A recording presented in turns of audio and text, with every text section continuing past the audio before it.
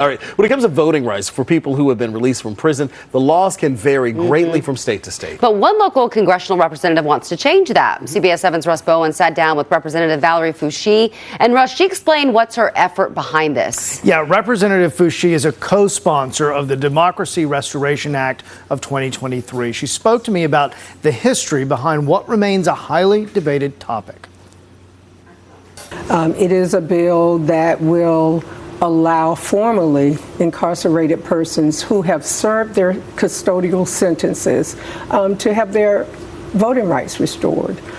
We know that in the 2022 election, 1 in 50 people who could have voted could not vote because they were they're formerly incarcerated and their rights had not been restored. So that's over 4 million people. That's a huge number. To not allow these persons who have paid their debts to society to not be able to participate in the process. When you say custodial, does that not include or include people who are still on probation? Custodial sentences is their time served in the facility. So they may still have some time for parole or probation, but their custodial sentence has been completed. Why do you think that is so important? I think it's important because these are people who have returned to their communities. Many of them are contributing to those communities, and it gives them a second chance to be a contributing member to that community, and if so, then they should have a right to be a part of the decision-making process as well. So you can't do that if you don't have the right to vote.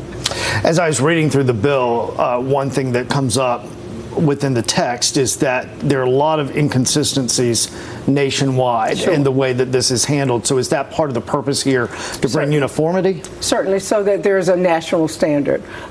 We know that particularly in the South, that many states are still observing what were part of Jim Crow laws. And so to have a national standard such that if you have completed your custodial sentence, it doesn't matter which state you live in, you would still have your right to participate in the voting process. What's the response been to this proposed bill on the other side of the aisle? Silence. Again, it is similar to a lot of legislation that we believe is going to an opportunity to be heard on the floor. We're not getting an opportunity to vote on these bills to determine whether or not people will have access to what this legislation proposes. Do you think that at some point Republicans and Democrats can come to some level of compromise on this?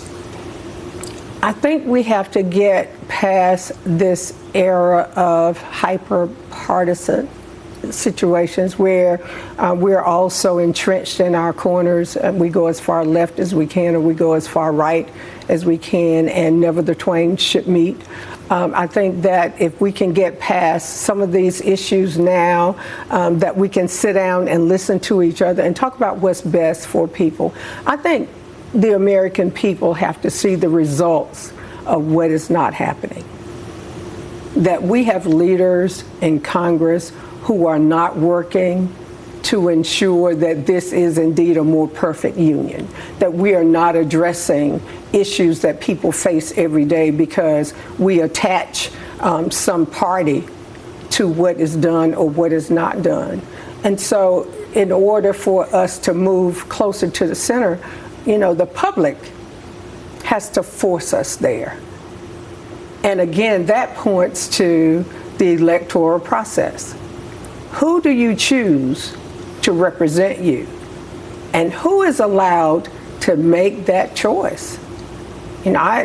From different aspects of my life, I've heard from people who talk to me about their relatives who are incarcerated and who are about to leave those facilities and how they want to come back and integrate into their communities. Are we saying that, yeah, you can participate to some extent, but not in other ways?